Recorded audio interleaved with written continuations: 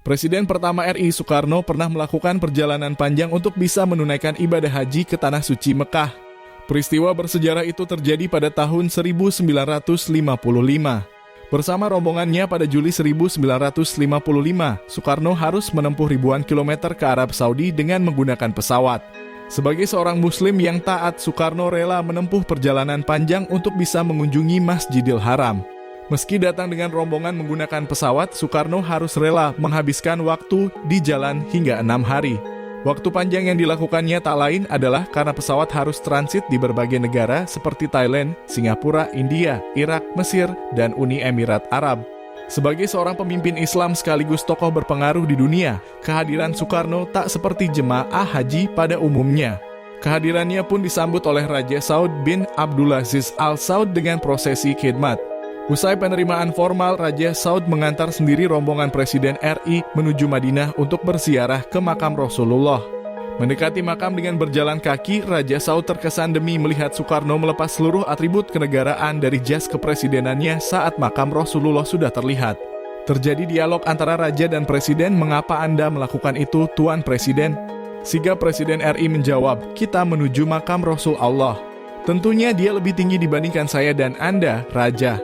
Begitu tiba tepat di depan makam Rasulullah, tampak jelas Soekarno menengadahkan kepala dengan linangan air mata.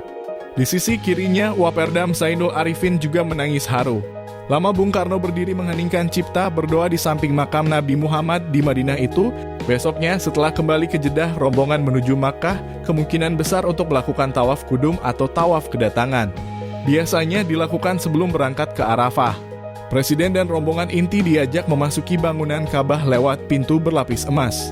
Di dalamnya dilaksanakan sholat sunnah serupa dengan yang umum dilakukan jamaah biasa di kawasan Hijr Ismail. Usai sholat, Raja Saud dan tamu-tamu kenegaraannya mencuci dinding Ka'bah. Setelah itu, kegiatan-kegiatan kenegaraan dilakukan berupa kunjungan formal ke istana Raja Saud. Presiden Soekarno didampingi oleh Kiai Haji Zainul Arifin dan Kiai Haji Maskur melakukan pembicaraan bilateral. Besoknya giliran Waperdam dan Menak RI mengadakan pembicaraan bilateral di Istana Waperdam Saudi Pangeran Faisal di Riyadh. Tanggal 29 Juli 1955, tetamu negara dihantar menggunakan mobil khusus untuk Presiden Soekarno berangkat menuju Arafah untuk melakukan wukuf. Kemudian berangkat menuju Musdalifah sembari mengumpulkan batu untuk ritual melontar jumrah lalu menuju Mina. Dari Mina selesai nafar awal, mereka berangkat ke Tanaim Mikat Umroh. Karena setelah tawaf kudum boleh tidak melakukan tawaf ifadah melainkan langsung sa'i haji. Setelah sa'i haji selesai, rampung pula ritual ibadah haji. Selama pelaksanaan ibadah haji, Presiden Soekarno memberi masukan berharga bagi Raja Saud mengenai beberapa fasilitas ritual ibadah. Soekarno menyarankan agar jalur sa'i di Makkah dibagi menjadi 2 dan didirikan bangunan 2 lantai untuk memuat sebanyak mungkin jamaah melakukan sa'i. Sedangkan untuk Padang Arafah, Soekarno mengusulkan agar ditanami pepohonan hijau pohon mindi yang bibitnya didatangkan dari Indonesia. Pemerintah Kerajaan Arab Saudi begitu menghargai sumbang saran tamu negara tersebut. Presiden Soekarno, Zainul Arifin, dan Kiai Maskur diundang khusus untuk ikut melakukan inaugurasi pemugaran Masjid Nabawi di Madinah. Menjelang berakhirnya kunjungan kenegaraan rombongan Presiden RI, Raja Saud menyematkan bintang-bintang kehormatan kerajaan kepada Soekarno dan Zainul Arifin. Sedangkan sebagai cindera mata, Presiden Soekarno disilam membawa pulang mobil yang dikendarainya selama menjadi tamu negara.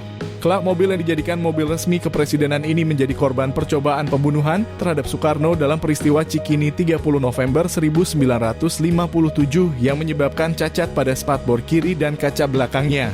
Kepada Zainul Arifin, Raja menghadiahi pedang Zamba, pedang simbol kerajaan Arab Saudi yang terdapat gambarnya pada bendera kerajaan persis di bawah kalimat Tauhid. Pada 2 Agustus 1955, Soekarno dan rombongan menjalankan tawaf wada lantas kembali ke Jeddah. Esok harinya rombongan kembali ke tanah air dan akhirnya 5 Agustus mendarat kembali di Kemayoran.